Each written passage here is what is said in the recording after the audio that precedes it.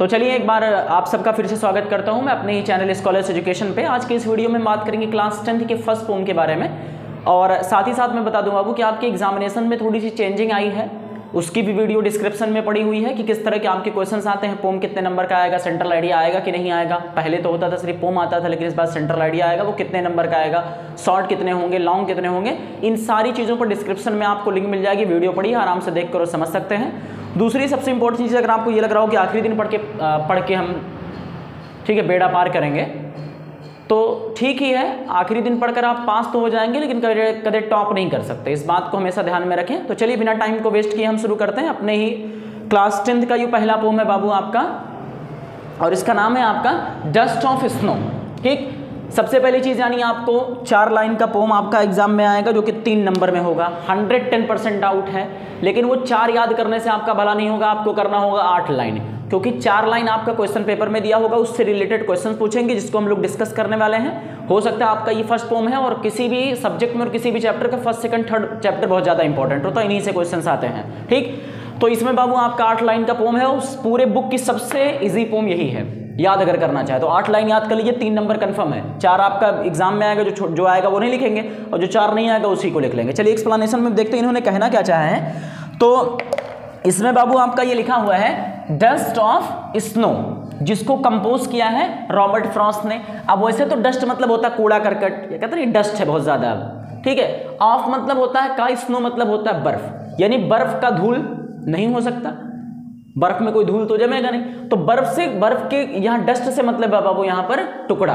Dust of snow that means कि बर्फ का छोटा सा टुकड़ा, जिसको लिखा है रॉबर्ट फ्रॉस्ट ने। तो आपको यह भी पता होना चाहिए कि कौन से पोम को किसने लिखा है। एक नंबर में भी आ जाता है who composed the poem dust of snow, क्योंकि आपको पता है कि 20 नंबर आपके सिर्फ टिक करने वाले होंगे, उसमें इसी तरह के क्वेश्चन होंगे who composed the poem dust of snow. Line by line इन्होंने क्या कहा है, ठीक है, डस्ट ऑफ स्नो यानी बर्फ का छोटा सा टुकड़ा, जिसको लिखा है रॉबर्ट फ्रॉस्ट ने। अब इसमें क्या कह रहा है, the way a crow shook down on me the dust of snow from a hemlock tree has given my heart a change of mood and saved some part of a day I had rued. अब इसके माध्यम से इन्होंने कहने की क्या कोशिश की है, वे का मतलब द इसलिए लगा है क्योंकि ये एक्शन वर्ड है और कोई चीज डेफिनेट चीजों के बारे में बात किया जा रहा है। वे का मतलब होता है तरीका, ए का मतलब होता है एक, और क्रो मतलब होता है कौवा, यानी जिस तरीके से एक कौवे ने। अब वे मतलब रास्ता या तरीका, ए मतलब एक, क्रो मतलब कौवा। द वे अ क्रो यानी जिस तरीके से एक कौवे ने सूक डाउन ऑन मी, ठीक है, यानी सूप मतलब क्या होता है, जैसे कभी सिरप लेते हैं कभी खांसी वगैरह की, ठीक है, तो इसमें लिखा रहता है नीचे सेक वेल बिफोर यूज, यानी बॉटल को इस्तेमाल करने से पहले, पीने से पहले हल्का सा झकझोर लेना चाहिए, ताकि बॉटल जो हो पूरी तरह से दवा जो है वो मिक्स हो जाए। तो कह रहे हैं जिस तरीके से कौवे ने shook down on me the dust of snow, dust मतलब होता है टुकड़ा, ऑफ मतलब का, स्नो मतलब होता है बर्फ, यानी जिस तरीके से एक कौवे ने मेरे ऊपर बर्फ का टुकड़ा गिराया, ठीक है। फ्रॉम ए हेमलक ट्री, अब हेमलक मतलब क्या होता है, धतूरा, ठीक है। फ्रॉम मतलब होता है से, ए मतलब एक, और ट्री मतलब पेड़। कह रहे हैं द वे अ क्रो यानी जिस तरीके से एक कौवे ने मेरे ऊपर गिराया डस्ट, यानी जो है मेरे ऊपर गिराया बर्फ का टुकड़ा, कहां से, हेमलक ट्री से, यानी धतूरे के पेड़ के नीचे से। अब हम तस्वीर करते हैं, माना कि ये क्या है आपका बाबू, कोई पेड़ है, और ये पेड़ किस चीज का, हेमलक का है, और इसी हेमलक को हिंदी में क्या कहते हैं, धतूरे के नीचे से। अब माना कि आपकी ये क्या है, पोच हैं। चलिए बना देते हैं, आपको सिर्फ एज्यूम करना है, आर्ट पर ध्यान न दो, आर्ट से कोई मतलब नहीं, बनावे ना है। माना कि ये कोई कौवा था, यहाँ से कोई बर्फ का टुकड़ा इनके ऊपर गिरा। माना कि ये पोट है, ठीक है, बड़े अच्छे लग रहे हैं बेचारे, चलो सोना मोना, हाँ चलो कौनो बात ना है, हाँ आर्ट पर ना जाओ भैया, बड़ा दुरुस्त भाई हमारा आर्ट। हाँ, तो बाबू इसमें क्या था कि ये हेमलक का ट्री था, यहाँ पोट थे, जब कौवा यहाँ से कौवा यहाँ से उड़ा तो पेड़ थोड़ा सा हिला, उसकी वजह से क्या हुआ कि बर्फ का टुकड़ा इनके ऊपर क्या है, गिर गया। ठीक, बस इतनी सी चीज जितने में कह रहा है कि जिस तरीके से कौवे ने मेरे ऊपर बर्फ का टुकड़ा गिराया। Has given my heart, given मतलब देना, माई मतलब मेरे, हार्ट मतलब होता है दिल। हैज गिवन माई हार्ट यानी जिसने मेरे दिल को दिया ए चेंज ऑफ मूड, कहते हैं मूड मतलब समझते हैं मन की हालत, कहते हैं मूड खराब है, मूड अच्छा है। चेंज मतलब होता है परिवर्तन या बदलाव या तब्दीली। तो कह रहे हैं जिस तरीके से कौवे ने मेरे ऊपर, धतूरे के पेड़ से मेरे ऊपर कौवे ने बर्फ का टुकड़ा गिराया, उसने मेरे दिल को दिया है चेंज ऑफ मूड। मतलब मेरे जो मन की जो हालत थी वो पूरी तरह से क्या हो गई, बदल गई। And saved some part of the day, और मेरे दिन के कुछ हिस्सों को, अब सेव्ड मतलब बचाना, सब मतलब कुछ, पार्ट मतलब हिस्सा, ठीक है, एंड मतलब और। तो कहा जब वो बर्फ का टुकड़ा मेरे ऊपर जब गिरा तो उससे मेरा जो मन था, मेरा मूड जो था वो क्या हो गया, चेंज हो गया। And saved some part of the day, और मेरे कुछ जो है पार्ट को, कुछ हिस्से को उसने बचा लिया। Of a day I had rued, rued मतलब होता है दुख की हालत में होना या दुखी होना। तो कह रहे जिस तरीके से कौवे ने धतूरे के पेड़ से मेरे ऊपर बर्फ का टुकड़ा गिराया, उस बर्फ के टुकड़े के गिरने से मेरा मूड बदल गया और मैं दिन के शेष भाग में दुखी रहने से बच गया, या दिन के शेष भाग में दुखी रहा। यानी कुल मिलाकर एक पेड़ था, पेड़ के नीचे पोर्ट थे, कौवा उड़ा, बर्फ का टुकड़ा गिरा और उससे इनकी मन की हालत बदल गई। अभी तक जो पोर्ट थे थोड़ा दुखी थे, लेकिन इस जो है बर्फ के टुकड़े ने इनकी हालत को क्या कर दिया, बदल दिया। इस चैप्टर के माध्यम से बेसिकली बाबू ये बताया गया है कि देखिए कौवा जो होता है अशुभ होता है, कौवे को कोई भी शुभ नहीं मानता है। अब कौवा अगर बोल दे तो कहेंगे कड़ तुरंत, और कुत्ते का भी बोलना क्या माना जाता है, अशुभ माना जाता है, ठीक। और धतूरा भी क्या माना जाता है, अशुभ माना जाता है। तो क्योंकि कोयल की आवाज़ सुनना पसंद करता है, लेकिन कभी कोई कौवे की आवाज़ सुनना पसंद नहीं करता, ठीक है। तो कुल मिलाकर इस पोम में बाबू ये कहा गया है कि जो कौवा है उसको लोग अशुभ मानते हैं, उसको कोई भी बैठने नहीं देता। अगर कुत्ता कहीं अगर रास्ते में आ जाए या भोग दे तो उसको भी लोग अशुभ मानते हैं। तो यहाँ पर दो चीज़ें अशुभ थी, कौवा भी अशुभ था और हेमलक के धतूरे का पेड़ भी क्या था, अशुभ था। कोई अपने आंगन में धतूरे का पेड़ लगाना कदे हमारा नहीं समझेगा। अगर आपको एतबार है तो ठीक है, तो गली मोहल्ले में घूम के देख लो धतूरे का पेड़ के लगा लो, तो कोई नहीं लगा लो, ठीक है। अब कह रहे हैं कि कौवा और ये दोनों अशुभ था। डैट मीन्स अगर कौवा भी अशुभ था, हेमलक का ट्री भी अशुभ था, तो इन दोनों के गिरने से जो पोर्ट थे उनको मर जाना चाहिए था। भाई दुई जब खराब चीज आएगी तो सत्यानाश हो जाएगा इनके, लेकिन इनके सत्यानाश हुए के बजाय इनके दिना खराब हुए से बच गए रहा। एक एक मतलब ही है, जैसे मान लो कोनो सड़क पर तू जाते हो और कहूँ बिल्ली रास्ता काट गई, तो चाहे 120 के स्पीड से रहबो तुरंत वहीं धस जाबो, मतलब रुक जाबो ही, वहां से हिलबो नहीं, ठीक। चाहे पीछे से लायक कोनो लड़ाई दी उसे कोनो फर्क नहीं पड़ता, लेकिन उतने टाइम में तो वहां से हिल नहीं सकता। बहुत से ऐसे लोगन के मानना रहा था, ठीक है। और जिंदा मैं आपके सामने खड़ा हूं, तकरीबन 6 मरतबा बिल्ली ने रास्ता काटा और आपके सामने जिंदा खड़ा हूं। तो ये सारी चीजें बाबू जो है एक तरफ से बहुत गलत चीजें हैं जिसको हम तक फॉलो करते चले आए हैं। देखिए बिल्ली भी लिविंग है, एक जगह पर वो नहीं रह सकती, वो भी मूव करेगी। तो उसका मूवमेंट का मतलब ये नहीं कि आप रास्ता काटेंगे तो आप मर जाएंगे, ठीक है। अब ये हुआ कहाँ से होगा, कोई बंदा जा रहा होगा, गया होगा, उसके बाद वो मर गया होगा या चोट लग गई होगी, तो कहीं कैसे चोटाने, तो कहीं नहीं जाने बिलेरिया रास्ता काटे रही तब चले रहे हम तो चोटाएंगे। जितनी भी रीति रिवाज ये बनाया है वो इंसानों ने ही बनाया है, कोई ईश्वर अल्लाह भगवान ने नहीं बनाया है, ठीक।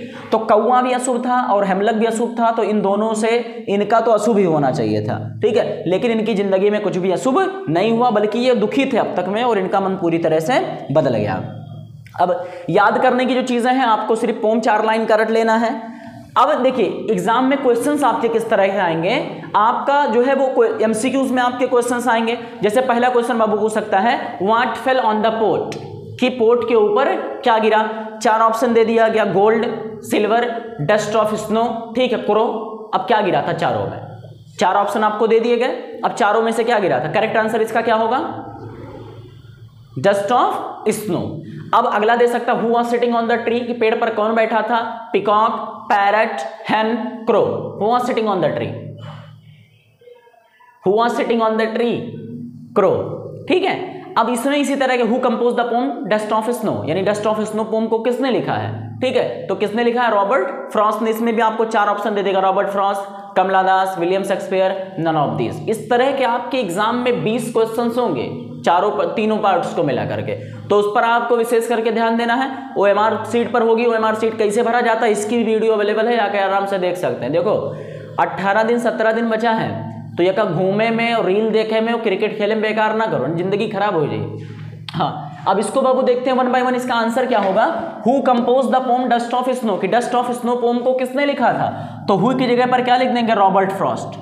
अगर आप पूरा लिखना चाहते हैं तो पूरा लिखें, अदरवाइज आप इतना भी लिख देंगे तो गलत नहीं है। अब ऐसे लीजिए रॉबर्ट फ्रॉस्ट, अगला लिख सकते हैं आप compose the poem dust of snow, बस कंप्लीट। अगर एमसीक्यू में आता है तो आप क्या कर देंगे, 4 ऑप्शन रहेगा, टिक कर देंगे। और पैसेज रिलेटेड में अगर आएगा तो आप क्या करेंगे, इस तरह से लिख देंगे। अगला है where was the poet standing, poet कहां खड़े थे, कहां खड़े थे, अंडर ए हेमलक ट्री, कि जो पोर्ट थे वो हेमलक के नीचे, हेमलक के धतूरे के पेड़ के नीचे खड़े थे। इसको ऐसे भी लिख सकते हैं, the poet was standing under a hemlock tree, कि जो पोर्ट थे वो हेमलक के पेड़ के नीचे खड़े हुए थे। अगला क्वेश्चन है who was sitting on the tree, कौन पेड़ पर बैठा था, तो के बैठा रहा, रॉबर्ट फ्रॉस्ट तो बैठे नहीं रहे, तो crow was sitting on the tree, कि जो कौवा था वही पेड़ के ऊपर बैठा था। अगला है where does the particle of snow fall, जो डस्ट का जो क्या ना पार्टिकल ऑफ स्नो था यानी बर्फ का जो टुकड़ा था वो कहाँ गिरा, ऑब्वियसली किस पर गिरा था, कौवे पर या पोर्ट पर। तो where was the article, where क्या आर्टिकल कहाँ से आ गया, where does the particle of snow fall, तो लिख सकते हैं the particle of snow felt on poet's body, यानी जो पार्टिकल ऑफ स्नो था वो पोर्ट के ऊपर गिरा था। यहां अपॉस्ट्रोफी कॉमा लगाकर एस लगा है, पोर्ट बॉडी लिख देंगे, मतलब जो है पोर्ट कभी शरीर, पोर्ट्स बॉडी, उसको लगाने से का या की जुड़ जाता है, पोर्ट्स बॉडी यानी पोर्ट की शरीर पर। अगला under which tree the poet was standing, किस पेड़ की जिक्र की गई है, मैंगो, एप्पल, ऑरेंज, हेमलक। इस तरह से भी क्वेश्चन आ सकता है और इस तरह से भी आ सकता है कि आप लिखें उसमें, तो under which tree the poet was standing, तो the poet was standing under a hemlock tree, the poet was standing, the poet was standing under a hemlock tree. ठीक, अगला where here I stands for, अब I किसके लिए use हुआ है, saved some part of the day I had rued, कि मतलब क्या था कि मेरे दिन के शेष भाग को दुखी रहने से बचा लिया। तो here I is use for port, here I is used for port, कि यहां जो आई है वो पोर्ट के लिए इस्तेमाल हुआ है। अगला what fell on the port, port के ऊपर क्या गिरा था, तो देखिए यही सब लिखे, जितना आंसर है सब इसमें लिखा हुआ है, डस्ट ऑफ स्नो, इतना लिख देंगे तब भी सही है, the dust of snow failed on the ports body, आपका ये भी सही है। सारी की सारी चीजों का आंसर इसी में मौजूद है। Who composed the poem dust of snow, ये चीज आपको पता होना चाहिए कि रॉबर्ट फ्रॉस्ट ने कंपोज किया था। Where was the poet standing, अगर यहां नहीं समझ में आ रहा तो इधर देखिए, ठीक है। The way a crow shook down on me the dust of snow from a hemlock tree, अब कहां हेमलक ट्री का जिक्र हुआ है, ठीक है, तो हेमलक ट्री के नीचे ये खड़े थे, अंडर का मतलब होता है नीचे, द क्रो अंडर है हेमलक ट्री, इतना लिख देंगे तब भी सही है। The poet was standing under the hemlock tree, ये भी सही है। Who was sitting on the tree, अब यहीं पर the way a crow shook down on me, यहीं पहले लाइन में आंसर लिखा, कौन बैठा था पेड़ पर, कौवा बैठा था, तो crow was sitting on the tree. Where does the particle of snow fall, यहीं लिखा है the particle of snow falls on poet body. Where does the particle of snow fall हो गया, under which tree the poet was standing, फिर से वही बात है, तो the poet was standing under a hemlock tree. I stands for, एक spelling गलत है, आई स्टैंड फॉर पोर्ट, और वेयर डज द क्या नाम है, what fell on the ports body, तो डस्ट ऑफ स्नो, ये आपका इसे थोड़ा साफ कर देख लीजिए इसको, what fell on the ports body, की पोर्ट के शरीर पर क्या गिरा था बाबू, तो क्या गिरा था आपका, डस्ट ऑफ स्नो आपका गिरा था। इससे हटकर कोई क्वेश्चन आपके एग्जाम में इस चैप्टर से नहीं आ सकता, 110% गारंटी। अब इसमें से यही आ जाए, दूसरा आ जाए, इसका मैं तो गारंटी नहीं ले सकता, ये जो बनाया होगा उसको भी नहीं पता होगा, क्योंकि यूपी बोर्ड एग्जाम के 5 सेट बनते हैं। अब 5 सेट कोई आपका बलरामपुर में जाएगा, कोई श्रावस्ती जाएगा, कोई गोंडा जाएगा, कोई सिद्धार्थनगर जाएगा, तो इस चीज़ की गारंटी नहीं ले सकता, लेकिन 110% आएगा जरूर, चाहे जिसमें आए। आपके बलरामपुर डिस्ट्रिक्ट में भी आ सकता है, दूसरों में भी आ सकता है, तो एक बार आप इसको रिवाइज कर लीजिए, देख लीजिए, इससे हटके कोई भी क्वेश्चन आपका नहीं आएगा। एक्सप्लेनेशन आप समझ चुके हैं, अगर टिक करने वाला आएगा तो ऑप्शंस रहेंगे, नहीं टिक करने वाला आएगा तो आपका इसमें पैसेज रहेगा। 20 नंबर आपके एमसीक्यू होंगे, विषय में आ सकती हैं। Thank you so much for watching, और आप सबके सपोर्ट से लगभग 800 क्रॉस कर चुके हैं, आप सबका बेहद शुक्रिया। दूसरी चीज़ बाबू, अगर आप चैनल पे नए हैं तो प्लीज़ चैनल को सब्सक्राइब कर दीजिए। आपका सब्सक्राइब करने में कुछ नहीं जाता, लेकिन यकीनन लिखने में, रिकॉर्ड करने में, अपलोड करने में, एडिट करने में यकीनन थोड़ा सा वक्त तो थोड़ी सी मेहनत लगती है। आपसे कुछ चार्ज नहीं मांग रहा हूँ, ना मैं आपसे कुछ कह रहा हूँ कि उसके बदले में मुझे आप कोई पैसा दें, ना तो मैं आपसे कोई और चीज़ कह रहा हूँ, बस कुछ नहीं, आपका लग कुछ नहीं रहा बाबू। प्लीज़ चैनल को सब्सक्राइब कर दें, एग्जिट ना करें। Thank you so much for watching.